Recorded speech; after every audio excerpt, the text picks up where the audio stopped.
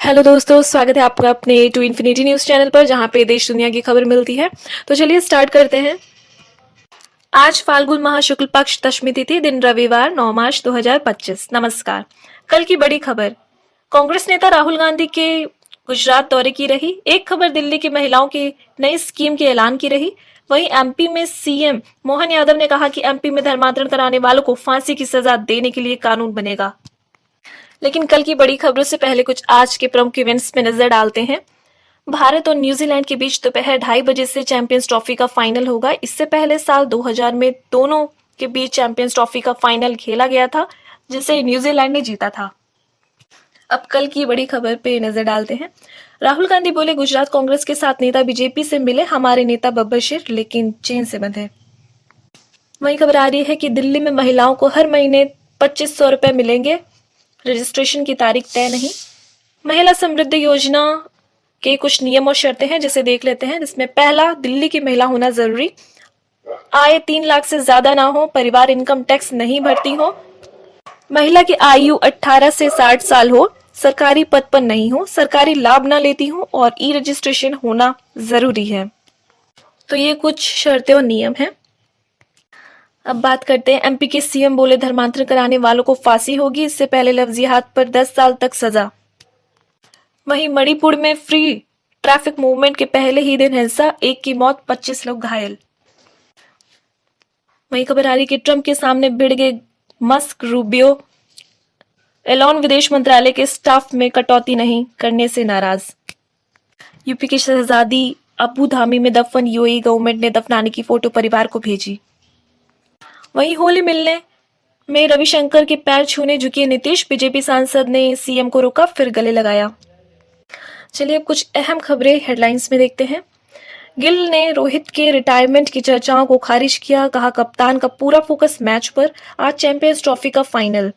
वहीं UP ATS ने 18 साल के फरार आतंकी को पकड़ा, 3 पत्नियों के साथ कश्मीर में रह रहा था, पीओके में ट्रेनिंग ली थी।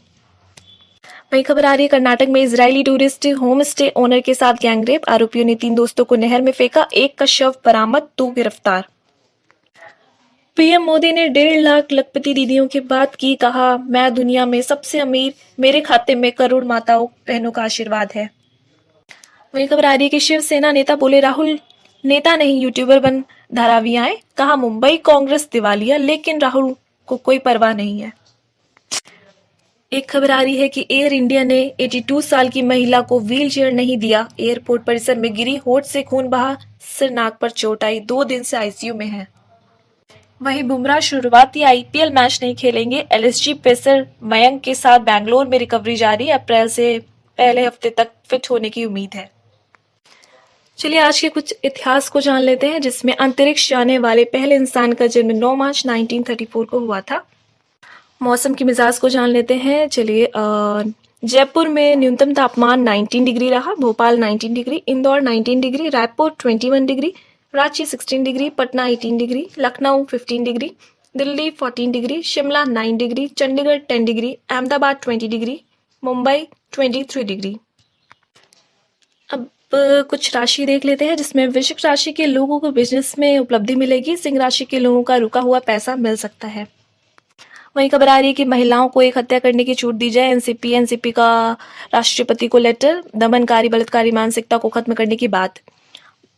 एक और खबर आ रही है, जिसमें महाराष्ट्र में जीबी सिंड्रोम के 225 केस, 12 की मौत और 15 मरीज वेंटिलेटर सपोर्ट पर, 144 वाटर सोर्स में इन्फेक्शन कंफर्म। मणिपुर से एक बड़ा अपडेट है कि मणिपुर में फ्री ट्रैफिक मूवमेंट के पहले दिन हिंसा की गई है, जिसमें 1 की मौत, 25 घायल। कुकी समुदाय के लोगों ने बसें रोकी, सुरक्षा बलों ने आंसू गैस छोड़ी। वहीं जम्मू कश्मीर के कठुआ में 3 लापता लोगों के शव मिले, आतंकवादियों पर हत्या का शक, भाजपा ने विधानसभा में मुद्दा उठाया था।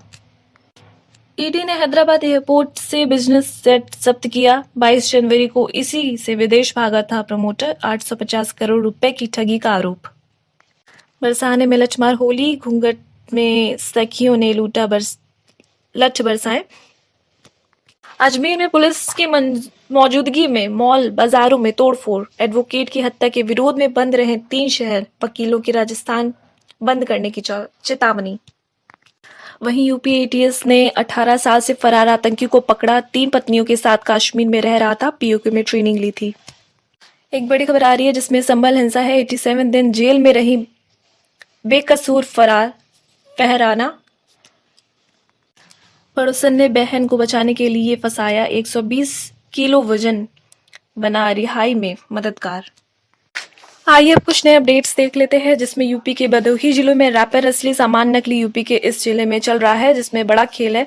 दवाइयों व कॉस्मेटिक बरामद किए गए हैं। जांच पड़ताल में दुकान से बड़ी मात्रा में नकली दवाएं व कॉस्मेटिक, जिसमें शीशी, रैपर और डिब्बे बरामद किए गए हैं। वहीं होली से पहले रेलवे का बड़ा एक्शन। देश के 60 बड़े स्टेशन पर बदलेंगे एंट्री के नियम। रणनीति बनाई गई है जिसमें केवल कंफर्म टिकट वालों को ही प्लेटफॉर्म में जाने की अनुमति होगी। नए मानक चौड़े एफओबी सभी बड़े स्टेशन पर लगाए जाएंगे। कड़ी निगरानी के लिए बड़ी संख्या में कैमरे लगाए जाएंगे और टिकट की बिक्री को नियंत्रित करने के लिए ये सब किया जा रहा है। इसके साथ कर्मचारियों को मिलेगी नई ड्रेस और आई कार्ड। देख लेते हैं कुछ नए अपडेट्स में, जिसमें सरकार ने तय किए हैं 53 नई दवाओं के रिटेल दाम। एनपीपीए ने जारी किया नोटिफिकेशन, जिसमें दर्द, बुखार, infection, multivitamin, calcium, D3, diabetes, heart attack जैसी और भी दवाइयां हैं, ताकि मेडिकल स्टोर वाले ज्यादा कीमत ना वसूल पाएं। सुरक्षा पर नीति गडकरी का जोर। दुर्घटनाओं को 50% तक कम करने का टारगेट। वहीं दिल्ली से सीएम रेखा गुप्ता ने भी वादा किया, पूरी दिल्ली में खुलेंगे जन औषधि केंद्र। कैंसर, शुगर जैसी बीमारियों की दवाइयां मिलेंगी सस्ती। वहीं चंद्रयान से एक न्यूज आ रही है, जिसमें चंद्रयान 3 चंद्रमा पर हो सकता है बर्फ का अस्तित्व। अब मोटोरोला के सभी फोन बनेंगे भारत में। 100% मेड इन इंडिया होगा और ये लिनोवो बनाने की बात कही है। अब युवा तमिल सहित 8वीं अनुसूचित के सभी भाषाओं में दे सकेंगे सीएपीएफ की परीक्षा, अमित शाह ने बोला। वहीं हरियाणा से न्यूज आ रही है कि गरीबों के हक नहीं हड़प सकेंगे भ्रष्टाचारी। नायब सरकार ने अब कर दी है व्यवस्था, ओटीपी दिखाकर मिलेगी राशन।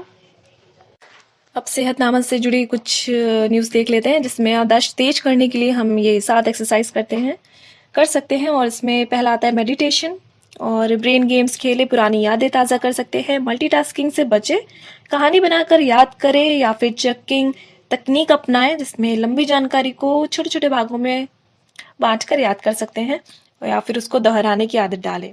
तो ये सारी चीज़ें करने से आपकी याददाश्त तेज हो सकती है। ठीक है, इसी के साथ न्यूज़ समाप्त करते हैं। जय हिंद, जय भारत।